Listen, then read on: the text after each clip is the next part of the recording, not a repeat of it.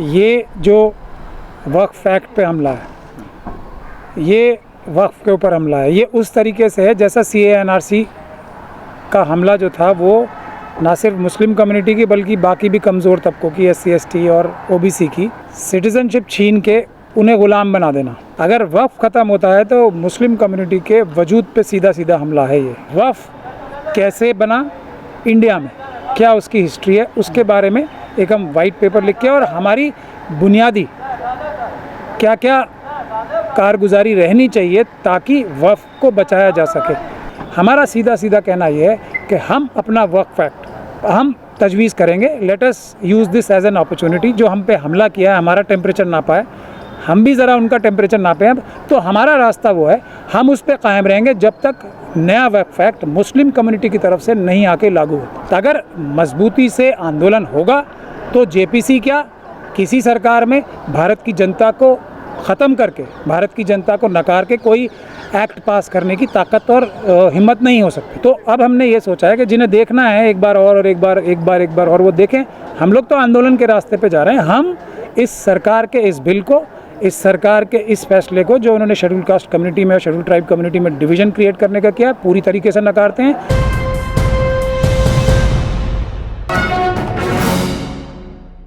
वक्फ bill में amendment को लेकर जो एक कमेटी बनाई गई है, उसको लेकर अब मुसलमानों में एक रणनीति बननी शुरू हो गई है और उसी को लेकर आज ऐवान गालिब में एक बैठक रखी गई जिसमें देश के तमाम ही लोगों को बुलाया गया जो काफ़ी सरकर्दा हैं। इसी मामले पर बात करने के लिए हमारे साथ एडवोकेट महमूद पराचा मौजूद हैं। अभी लगातार लोगों ने जो उसके चेयरमैन हैं उनसे मुलाकात करना शुरू कर दिया है। कल एक all India Muslim personal law board की तरफ से एक वफ्द भी जाकर के उनसे मिला और उनसे टाइम मांगा गया है कि JPC के सामने हमें अपनी बात रखने का पूरा मौका दिया जाए और उसके लिए हमें टाइम दिया जाए ताकि हम अपना एक डिटेल जो है प्रेजेंटेशन पेश कर सकें। जिन पॉइंट्स को लेकर के हमें ऑब्जेक्शन है उस पर हम अपनी बात रख सकें। यहाँ पर all India Muslim personal law board के जनरल सेक्रेटरी भी मौजूद थे जिन्होंने ये कहा कि किसी भी कीमत पर इसको बर्दाश्त नहीं किया जाएगा और अगर ज़रूरत पड़ी तो लोग सड़कों पर उतरेंगे। मैम साहब क्या कहना चाहेंगे? आपने भी यहाँ पर अपनी बात रखी और अपने समर्थन की बात कही, तो किस तरह की रणनीति अपनानी चाहिए? एक तबका है जो ये कह रहा है कि जॉइंट कमेटी में जाकर के, JPC में जाकर के जो पॉइंट्स हैं, जिन पॉइंट्स को लेकर एतराज़ है उनको हम अपनी बात रखें कि यहाँ में एतराज़ है, इनको हटा लिया जाए या इनको बदल दिया जाए। तो क्या उस कीमत पर एक्सेप्ट होगा यह बिल? देखिए, सबसे पहले तो मैं ये कहना चाहूँगा कि ये जो वक्फ एक्ट पे हमला है, ये वक्फ के ऊपर हमला है, ये उस तरीके से है जैसा CANRC का हमला जो था वो ना सिर्फ मुस्लिम कम्युनिटी की बल्कि बाकी भी कमज़ोर तबकों की, SC ST और OBC की सिटीज़नशिप छीन के उन्हें ग़ुलाम बना देना। उसी तरीके से ये एग्जिस्टेंशियल यानी कि वजूद की हिफाजत की लड़ाई है। अगर वक्फ ख़त्म होता है तो मुस्लिम कम्युनिटी के वजूद पे सीधा सीधा हमला है ये। इसी तरीके से फिर ट्राइबल्स और दूसरे कम्युनिटीज़ पे हमला होगा। तो ये उस चीज़ को सोच के मुझे यहाँ की मीटिंग के बारे में पता लगा, तो एक मैं अपना भी फ़र्ज़ समझता हूँ कि मैं यहाँ पे आया और इनकी मदद की और अपनी ज़िम्मेदारी की गुजारिश मैंने आज यहाँ के अपनी मुख्तसर तकरीर में यही कहा है कि जो मेरी ज़िम्मेदारी लगाई जाएगी हम लोग वो करने के लिए तैयार हैं। हमारी जो मिशन सेव कॉन्स्टिट्यूशन नाम की तंजीम है वो वक्फ की लड़ाई काफ़ी लंबे टाइम से लड़ रही है और उसमें काफ़ी फतवात भी हासिल हुई हैं दिल्ली से लेके और हैदराबाद तक। तो हम ये चाहते हैं कि जो भी मेरी ड्यूटी लगाई जाए वो लगाई जाए, लेकिन हम अभी पीर के दिन अभी एक प्रेस कॉन्फ्रेंस करके अपना भी रद्द-ओ-अमल ऐलान करेंगे। उसमें हम 3 तरीके की बातें सोच रहे हैं। एक तो हम एक वाइट पेपर निकालेंगे और जो बेसिक पर्सपेक्टिव होना चाहिए वफ़ के ताल्लुकात से, जो बहुत सारे लोगों को और बहुत सारे हमारे दानिशमंद लोगों को भी वफ़ क्या है और वफ़ कैसे बना इंडिया में, क्या उसकी हिस्ट्री है, उसके बारे में एक हम वाइट पेपर लिख के और हमारी बुनियादी क्या क्या कारगुजारी रहनी चाहिए ताकि वफ़ को बचाया जा सके। सिर्फ इसमें अगर हमने कुछ तरमीमों की बात की तो एक बात मैं यहाँ RSS और BJP की तारीफ़ भी करना चाहता हूँ कि उन्होंने बहुत ही सोच समझ के इस तरीके का हमला है ये कि इसको समझने में भी, हालांकि मुझे थोड़ी बहुत समझ है, वफ़ के एक्ट का स्टूडेंट हूँ, मुझे भी, और 2013 का जो एक्ट है वली रहमानी साहब ने जो ज़्यादातर अमेंडमेंट 2013 की आई हैं तो वो मुझसे ही उन्होंने 2 रातों में बनवाया था वो अमेंडमेंट्स, जिसमें से ज़्यादातर एक्सेप्ट हो गई हैं। तो मुझे भी इसकी क्या क्या चालें हैं और ये किस तरीके से 4 चालें आगे सोच के नुकसान करेंगी, मुझे भी उसमें काफ़ी टाइम लग रहा है। तो इसीलिए मैं भी अपना एक नोट बना रहा हूँ अपने टीम के साथ मिलके। तो पहले तो समझना ज़रूरी है, और बुनियादी तौर पे अगर जिसकी नहीं भी समझ में आ रहा, इसको लॉक स्टॉक एंड बैरल, जैसे यहाँ से भी अभी अनाउंस हुआ है कि इसको पूरी तरीके से रिजेक्ट करना चाहिए। इसकी कोई ज़रूरत नहीं है। हाँ, ज़रूरत है तरमीम की, लेकिन वो तरमीम की ज़रूरत है वक्फ एक्ट के प्रावधानों को और मजबूत बनाने की, ताकि जो वो नाकाम हो रहे हैं वक्फ को बचाने में वो कामयाब हो सके। लेकिन इसकी वजह से तो जो छोटी मोटी लूट बचाने की जो कोशिश थी 2013 की अमेंडमेंट्स में, वो भी पूरी तरीके से ख़त्म नहीं हो जाएंगी, बल्कि एक तरह से बैंकों के दरवाजे खोल दिए जाएंगे, आओ और लूटो।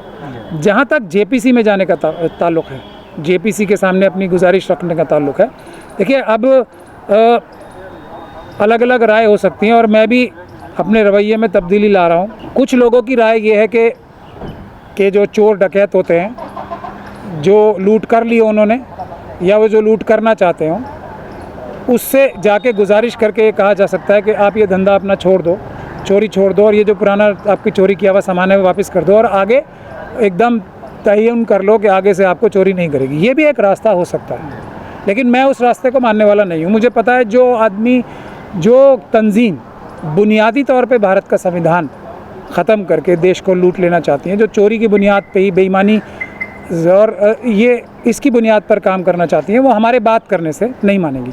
तो जो लोग बात करना चाहते हैं वो बात करके कोशिश कर लें। हमारा सीधा सीधा कहना ये है कि हम अपना वक्फ एक्ट हम तजवीज़ करेंगे। Let us use this as an opportunity. जो हम पे हमला किया है, हमारा टेम्परेचर नापा है, हम भी ज़रा उनका टेम्परेचर नापें। अब हम एक प्रॉपर वक्फ का फॉर्मेट बना के देंगे कि ये लड़ाई जो अब शुरू होगी वो वक्फ एक्ट हमारे वाला बनने के बाद ही ख़त्म होगी, हमारे वाला जो हम लोग तजवीज़ करेंगे। और इसका पूरा इख्तियार बाबा साहब डॉक्टर भीमराव अम्बेडकर के संविधान ने हमें दिया है कि मुस्लिम कम्युनिटी या कोई भी और मज़हबी कम्युनिटी अपने जो मज़हबी अरकान हैं वो किस तरीके से उस पर अमल करे, उसकी आज़ादी उन्हें है। तो हम लोग प्रपोज़ करेंगे किस तरह का वक्फ एक्ट होना चाहिए, और जब तक वो लागू नहीं होगा तब तक संघर्ष जारी रहेगा।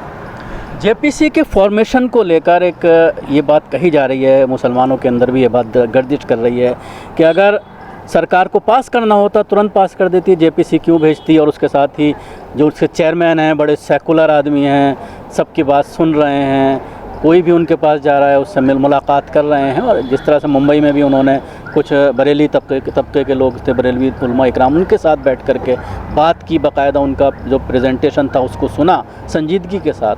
तो किस तरह से इसको आप देखते हैं? और उसके साथ ही जो फॉर्मेशन है उसमें 8 मुस्लिम एमपीज़ को रखा गया है, और अगर देखा जाए तो बीजेपी के सिर्फ 9 हैं और बाकी तमाम पार्टियों को रिप्रेजेंटेशन उसमें मिला है। देखिए, बुनियादी बात यह है कि यहाँ सेकुलर होने से ताल्लुक़ नहीं रखते।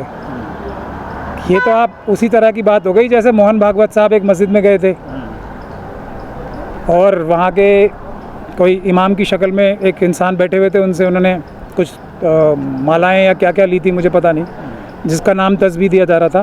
तो मोहन भागवत जी क्या अपना बेसिक एजेंडा भारत का संविधान ख़त्म करके और हिंदू राष्ट्र बनाने के लिए मनुस्मृति लागू करनी है वो छोड़ देंगे? जो जिनकी आप प्रेसिडेंट साहब की या आप चेयरमैन साहब की बात कर रहे हैं, वो अगर उनके जहन में 0.0001% भी भारत का संविधान होता तो वो क्या ऐसी पार्टी में जाते? वो एक ऐसी पार्टी को छोड़ के जो संविधान में भरोसा रखती है वो छोड़ के ऐसी पार्टी में जाते? तो ये धोखाधड़ी में जो धोखे में आना चाहते हैं वो भी एक तरीका है, वो धोखे में आए। हो सकता है दुआओं से और कोशिशों से उनकी जो मन में जो गुनाह भरे हुए हैं चेयरमैन साहब के और उनकी जो बाकी तंजीम वाले आरएसएस और बीजेपी के लोग हैं वो कुछ धुल जाएं और कम हो जाएं, तो वो अपनी कोशिश कर लें। मैं उन्हें पूरी तरीके से, क्योंकि वो आरएसएस और बीजेपी के मेंबर हैं, उनको मैं, क्योंकि ये बीजेपी ने प्रपोज़ किया है अभी, तो ये उनके संज्ञान में तो आया ही होगा ना। एक डेमोक्रेटिक प्रोसेस होता है हर पॉलिटिकल पार्टी में, जब उनके ही हाथ से ये पास होके, उनकी पेरेंट पार्टी से पास होके आया है, तो क्या वही अपना मन विचार बदल लेंगे? पहली बैठक हुई है तो हमारा कहना ये है कि बातचीत करें जिन्हें करनी है। हम लोगों का तरीका जो है, हम सड़क पे जाके, जैसे हमने अभी भारत बंद किया था, जो शेड्यूल कास्ट कम्युनिटी के अंदर डिवीज़न करने के लिए जो एक सुप्रीम कोर्ट से जजमेंट आई उसके खिलाफ हमने भारत बंद किया। सुप्रीम कोर्ट पे भी हमने सुप्रीम कोर्ट के जजेस को मजबूती देने के लिए प्रदर्शन किया।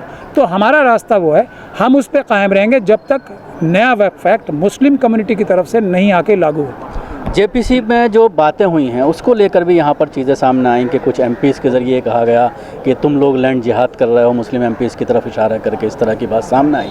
तो क्या लगता है कि जेपीसी में जो जिस तरह से उसका बाद जो नतीजा सामने आएगा कुछ मुस्बत होगा, या पहले से ही कुछ मन मना लिया गया है, अगर उसके लिए सड़कों पर नहीं उतरा गया तो फिर पूरी तरह से बर्बाद हो जाएंगी वक्फ? देखिए, बुनियादी चीज़ हमें समझनी चाहिए कि ईमानदार और बेईमान लोगों में से, और जो ईमानदार और नासमझ लोग हैं और बेईमान और चालाक लोगों में जब लड़ाई होती है तो क्या होता है। जेपीसी का कानून भी समझना चाहिए। हमारे मेंबर ऑफ पार्लियामेंट बैठे हैं, सब लोगों को पता ही होगा, लेकिन औरों का हौसला ना टूटे इसलिए शायद इसको थोड़ा चाशनी भरे लफ्ज़ों में बोला है। जेपीसी का डिसीजन मानने के लिए सरकार बाध्य है क्या?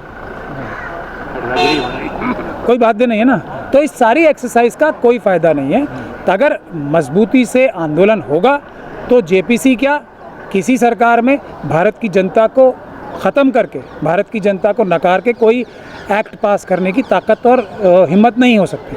तो हमें आंदोलन करना है SC, ST, OBC और माइनॉरिटीज़ के लोगों के साथ मिलके। आंदोलन के लिए तो मुस्लिम तंजीमों को आगे आना होगा, लेकिन आप देख चुके हैं 2-3 केसेस में जो कुछ हुआ है उसका नतीजा क्या निकला है। देखिए, अब वो 2-3 चीज़ों में जो हुआ हो सकता है इसमें ना हो, पॉजिटिवली चलना चाहिए।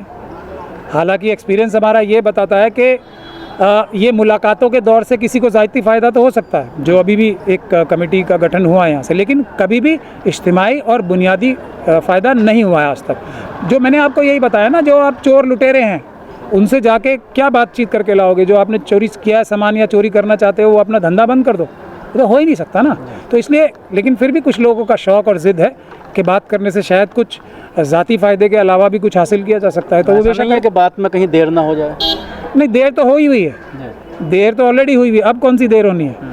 आप पूरे मुल्क के हालात देख नहीं रहे हैं, देर तो बहुत ज़्यादा हो चुकी है, इसमें कोई शक और शुबे की गुंजाइश नहीं है। वक्फ एक्ट जो पहले ही कमज़ोर है उस पर कितना अमल हो पा रहा है, उसको उसकी धज्जियाँ उड़ाई जा रही हैं। CA लागू हो चुका है, देर तो हो चुकी है, लेकिन कोई आंदोलन नहीं हुआ। हम जैसे जो कुछ लोग हैं उनको ये कह के थोड़ा खामोश भी किया जाता है कि एक बार और देख लेते हैं। तो अब हमने ये सोचा है कि जिन्हें देखना है एक बार और एक बार और वो देखें। हम लोग तो आंदोलन के रास्ते पे जा रहे हैं। हम इस सरकार के इस बिल को, इस सरकार के इस फैसले को जो उन्होंने शेड्यूल कास्ट कम्युनिटी में और शेड्यूल ट्राइब कम्युनिटी में डिवीज़न क्रिएट करने का किया, पूरी तरीके से नकारते हैं। ये एंटी कॉन्स्टिट्यूशनल एक्ट्स हैं, इनकी कोई वजूद, कोई हैसियत, कोई वैल्यू नहीं है, हम इसे नहीं मानते।